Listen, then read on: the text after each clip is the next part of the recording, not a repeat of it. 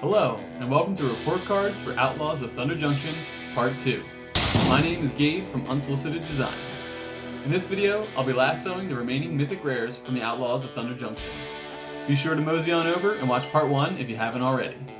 The letter grades I assign are based on how unique the card is, the creative and deck building potential I feel it provides, and if it manages to rise above regular rarity to mythic status. I play Magic casually in the Commander format, so it's in that frame of reference that I'll be evaluating these cards. I won't be taking into consideration their impact on draft or sealed formats, or constructed environments like Standard and Modern. I also want to tip my hat to the designers at Wizards of the Coast. They're mighty fine folk who have to wrestle with all sorts of aspects when creating these cards, and I don't want to be dismissive of their work.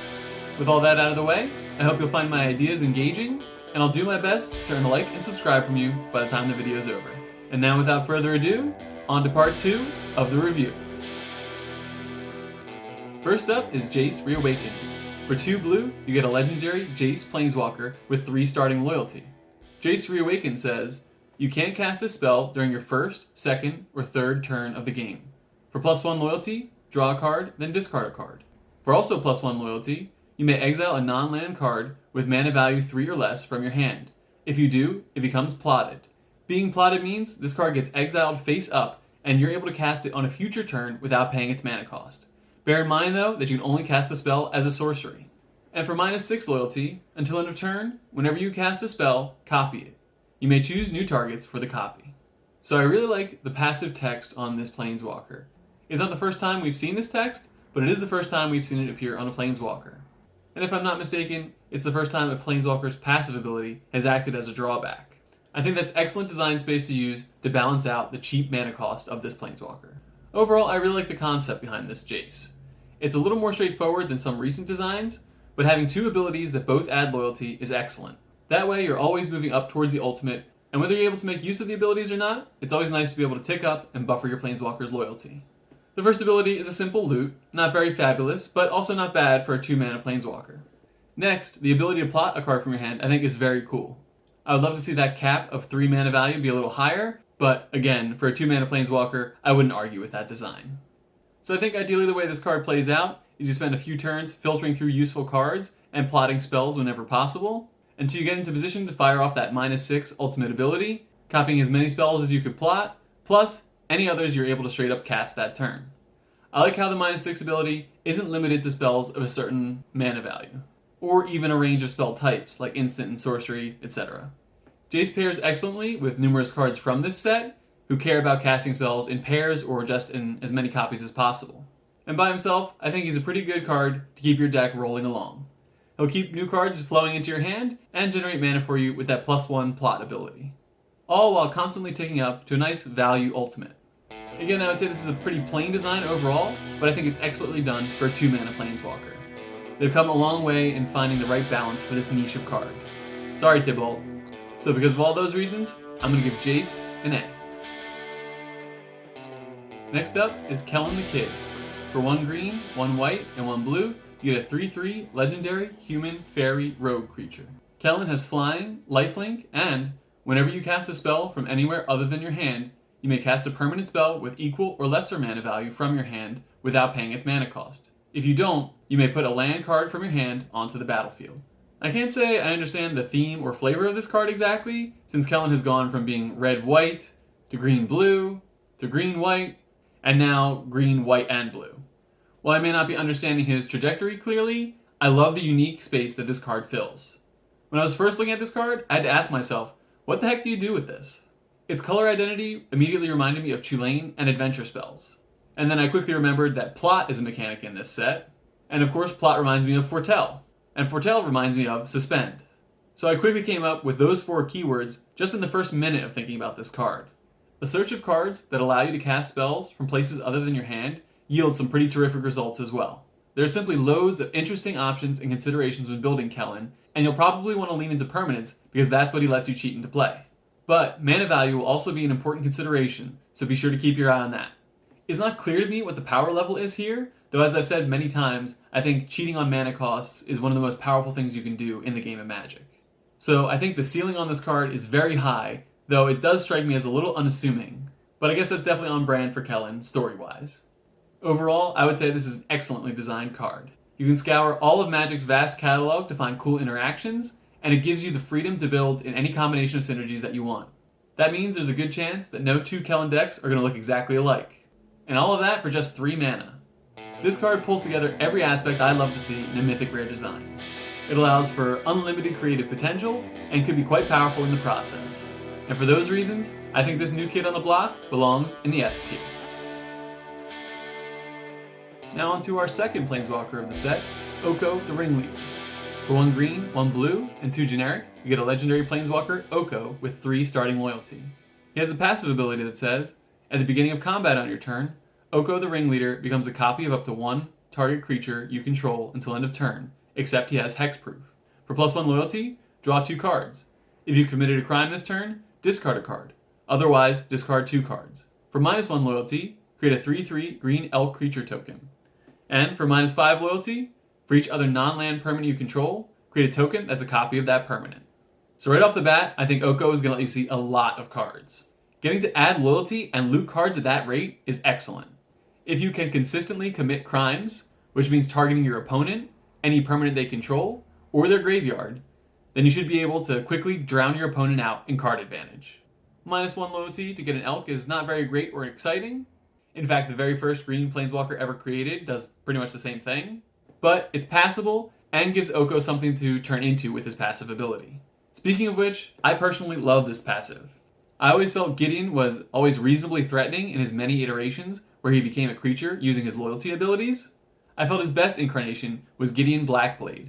You have to take advantage of him as an attacker and utilize his loyalty abilities separately. Granted, he only has 2, but that only showcases how much more versatile Oko can be. So he can simultaneously provide tremendous card selection while being a tremendous beater. Or he can act as an extra copy of a value creature, say maybe one that generates treasure or that can proliferate. It'll only take 1 proliferate to surprise your opponents with his -5. And on that subject, his -5 ability can create some crazy value.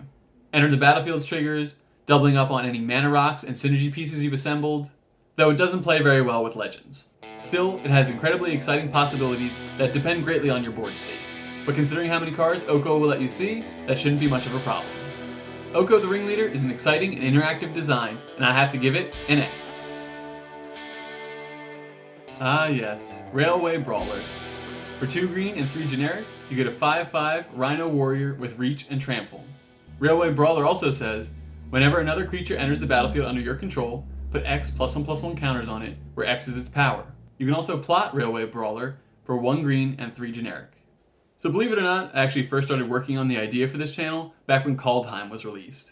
And one of the mythics from that set that baffled me was Battle Mammoth. I have a lot of that script worked out already, and hopefully one day I'll release that video, but when you hear my critique of that card, it's going to sound very similar to what I have to say about Railway Brawler. So let's really take this card in. It's a 5/5 for 5 with 2 keywords. That's pretty much par for the course for mythic green rare creatures these days, so I'd say there's really nothing unique or interesting there at all. But then we come to the part of the card with real gumption. It virtually doubles the power of any creatures that enter the battlefield under your control. You don't even have to cast them. That's pretty powerful and pretty exciting text. Oh, and by the way, this card has plot for whatever reason. Railway Brawler definitely looks like a powerhouse, and if I was grading it just based on power level alone, it would definitely get an A. But the cohesion of the design is really important to me, and in that sense, I think Railway Brawler is just a train wreck. Firstly, this card exists in the same set as Bristly Bill. Yes, they pair terrifically together, but the designs are so similar to me. Secondly, I think Bill is the better design overall. It's a diminutive creature that can make itself and others massive over time. Railway Brawler, on the other hand, is just another in a long line of green creatures that has great stats to cost ratio. And it also has a very powerful effect stapled to it. Thirdly, what the heck about this card even makes it appear remotely mythic? Did you hear about those guys who like to get in fights on the railway tracks? I hesitate to even utter their names, but they're called the Railway Brawlers. Who hasn't heard of those guys? Yeah, totally bland. And fourthly, what on earth is plot doing on this card? Are the mythical Railway Brawlers also known for their planning and impeccable timing too? Give me a break. This card clearly started as a design concept of green mythic rare with set mechanic plot. Someone gave it an exciting and powerful ability, they slapped some art on it, gave it a name that probably wasn't meant to go beyond playtesting, and here we have the finished product. I was hard on Anti-Flash in part 1 of my review, but I definitely respect that attempt much more. In my opinion, Railway Brawler should take up his bindle and hit the tracks. Grade F. Our next mythic is Rakdos the Muscle.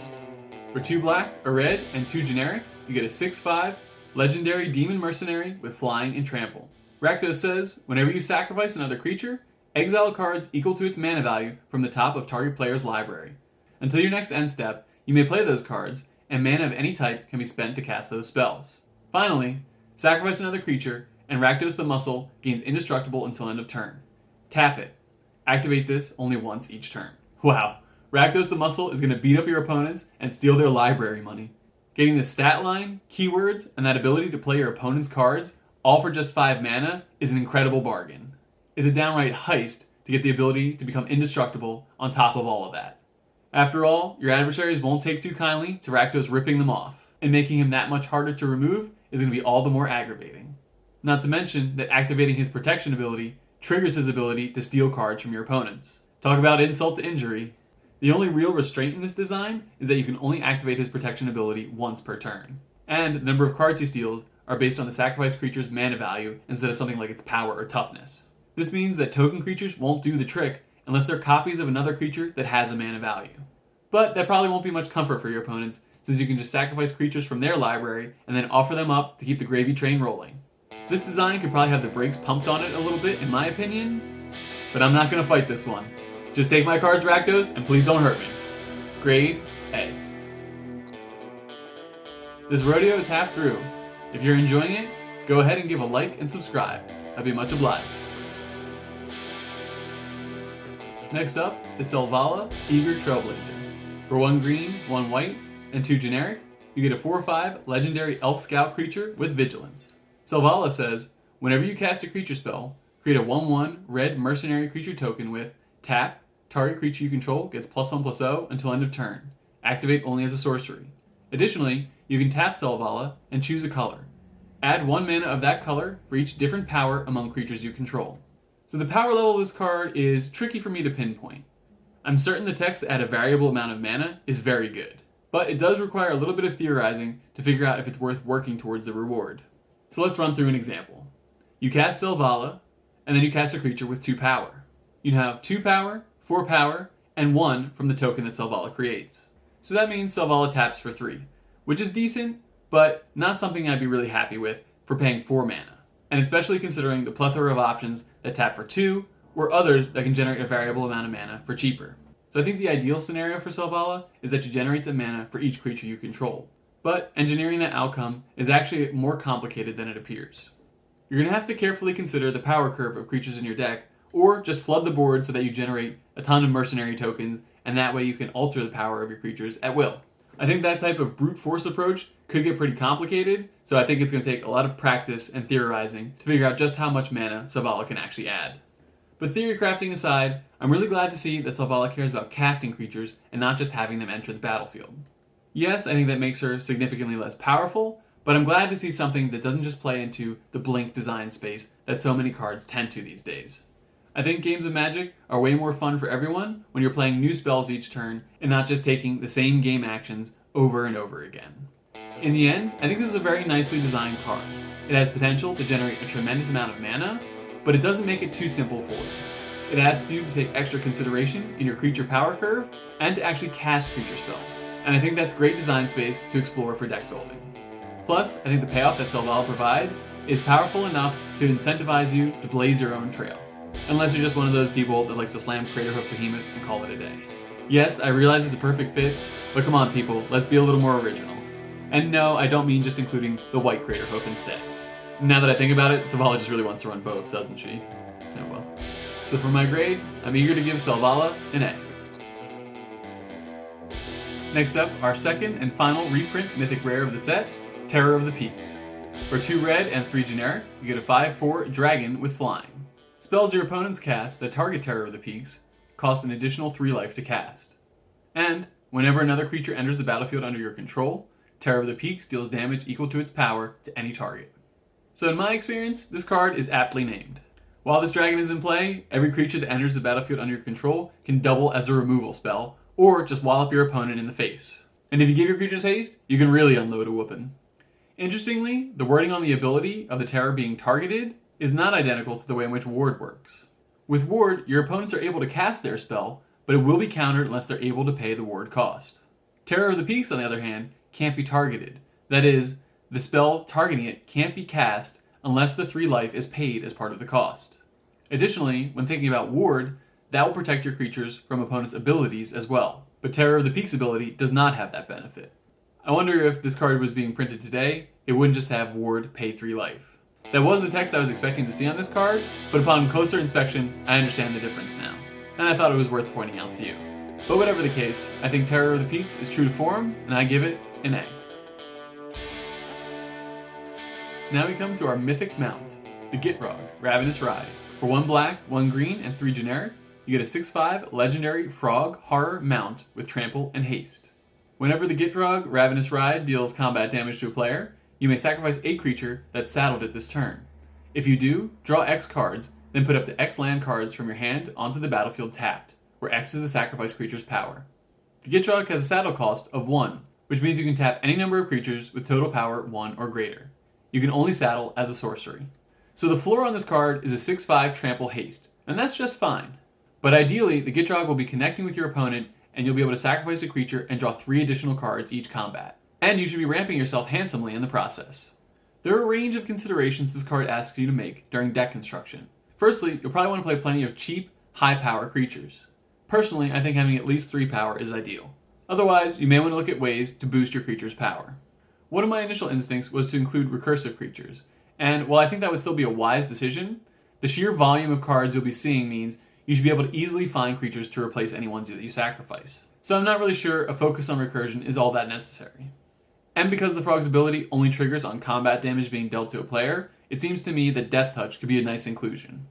A major concern I would have with this card is how expensive it'll start to get to recast it, especially if your opponents are able to round up a couple blockers. But I think, as often was the case with the original Girtrog, you'll be easily able to outpace the commander tax, provided you can keep damaging your opponents. I think the ramp aspect of this card is way more potent than it would appear, so have plenty of mana sinks up your sleeve. Get along, little froggy. I'm giving the Girtrog an A. It's everyone's skeletal sweetheart, Tinybones the Pickpocket. For 1 black, you get a 1/1 legendary skeleton rogue with Death Touch. Whenever Tinybones the Pickpocket deals combat damage to a player, you may cast target non-land permanent card from that player's graveyard, and mana of any type can be spent to cast that spell. So there are a lot of common 1/1 Death Touch creatures, and here's what dialing the rarity to Mythic gets you. I'm curious about the power level of this card in competitive formats. I can see a turn 1 Tinybones, followed up by a turn 2 Thoughtseize to cast whatever 1 or 0 drop your opponents may have. So this could very well be the next iteration, or maybe a toned down version of everyone's favorite Outlaw. But outside of competitive formats, I think this card is mostly just fine. Your opponents won't want to trade a real creature with this, so it may force some tough decisions. But depending on what's in the graveyard, trading with Tinybones might be the only logical choice. So really, I think this card needs some form of evasion if you really want to get anything out of it. Clearly there's a lot of potential to play out of your opponent's graveyards, but it doesn't innovate or inspire in any major way to me. And a single creature token all too easily steals this little rogue's thunder. So for those reasons, I give Tinybones a B. And our final card to review is Vraska, the Silencer. For 1 black, 1 green, and 1 generic, you get a 3/3 legendary Gorgon Assassin with Death Touch. Whenever a non-token creature an opponent controls dies, you may pay 1 generic. If you do, return that card to the battlefield tapped under your control. It's a treasure artifact with tap, sacrifice this artifact, add 1 mana of any color, and it loses all other card types. I had to remind myself this is not another iteration of Glissa. This card does offer some tantalizing things though. On the most basic level, she gives you the ability to boost your mana. But it also acts as a form of graveyard hate, at least for creatures. Though that means you can't cash in the treasure if you need to keep that creature out of your opponent's graveyard. And your opponent can destroy the artifact to put it back into the graveyard themselves. Still, it's a nice utility option. But I think the most appealing thing this card does is let you assemble some unholy combination of abilities. Vraska will let you reap the benefit of any enter the battlefield triggers your opponent's creatures have, and who knows what static abilities you'll be able to take advantage of. Often, the largest creature on the board is the one you want gone, but Vraska changes that calculation considerably. I think Vraska will open up many new lines of play that you may not usually go for. My recommendation is to not load up your deck with nothing but kill spells. I've done this before, and you'll wind up just twiddling your thumbs if your opponent doesn't play targets worth your removal. Or, more likely, if you can't even keep your commander on the board and mana up to activate her ability. You just need to find the right balance between your own proactive plan and the ability to destroy your opponent's creatures. I think Vraska will lead to some pretty unexpected combinations, as you cobble together pieces from everyone's decks. While she may be known as the Silencer, I think she'll give you plenty of interesting stories to tell, so I give Vraska an A. And there you have it, every mythic rare from the Outlaws of Thunder Junction. Let me know which grades you think are studs, and which ones ought to be put out to pasture. I hope you found my thoughts engaging, and maybe you're excited about an aspect of one of these cards that you didn't notice before. If so, I'd fancy a like, subscribe, and for you to share the video. You can follow me on X at UnsolicitedMTG for channel updates and more nonsense like this, my rendition of Oko's 11. Be sure to mosey in next week when I offer my own redesigned, unversions of every mythic rare that I graded as C or lower. Now, it's time to ride off into the sunset. Thanks for watching. I'm Gabe from Unsolicited Designs and Who Asked Me Anyway?